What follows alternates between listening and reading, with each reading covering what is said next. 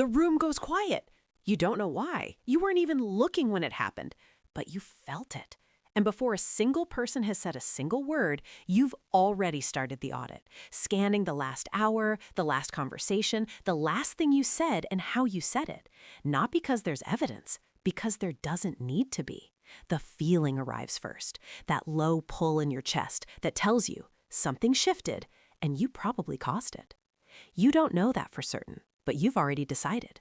You've already composed the apology in the back of your mind for something you haven't even identified yet. This has happened before, many times, and nobody has ever explained to you why your nervous system insists on doing this. This is called self-referential negative attribution bias, the automatic tendency to assign ambiguous social cues a cause and to make yourself that cause before the evidence is in. Dr. Judith Herman's research on complex trauma identifies this pattern as a survival mechanism. Peter Levine's work on somatic threat response maps it precisely onto the body. It is documented. It is clinical. It has a name. What you felt in that room, that immediate wordless assumption that the fault was yours, has a mechanism behind it. In the next 2 minutes, you are going to understand not just why it happens, but why your nervous system actively works to keep it in place. That part is the part that will make sense of your entire history with this. You thought this was because you were too sensitive, too anxious, too much. You assumed it was a character flaw that more stable people simply didn't have. It isn't. It is the output of a nervous system that learned, at some specific point, that assuming fault before anyone accused you was the fastest route to safety. Taking ownership first meant neutralizing the threat before it could fully arrive. This wasn't weakness. This was a system that worked. Once, in a specific environment. The problem is that your nervous system never received the signal that the environment changed. Point 1. The fawn response as preemptive self-blame. Pete Walker, in his clinical framework on complex PTSD, identified the fawn response as the fourth survival strategy, alongside fight, flight, and freeze. Where fight confronts the threat and flight exits it, fawn attempts to neutralize it by becoming agreeable, accommodating, and apologetic before the threat fully materializes. Self-blame is fawn in its earliest form. You are not accusing yourself because you believe you did something wrong.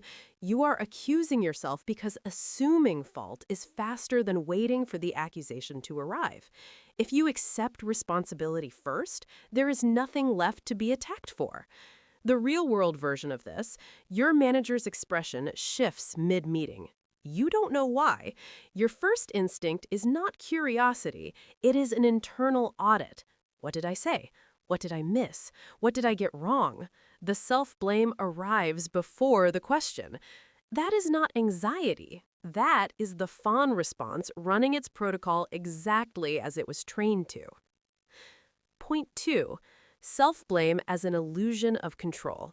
Dr. Martin Seligman's foundational research on learned helplessness demonstrated something that clinical psychology has returned to for decades. People who have experienced repeated, unpredictable negative events will manufacture explanations that center themselves as the cause, even when they are not the cause, because being the cause means retaining the ability to change the outcome. If it is your fault, you can fix it. If it isn't your fault, you are at the mercy of something entirely outside your control.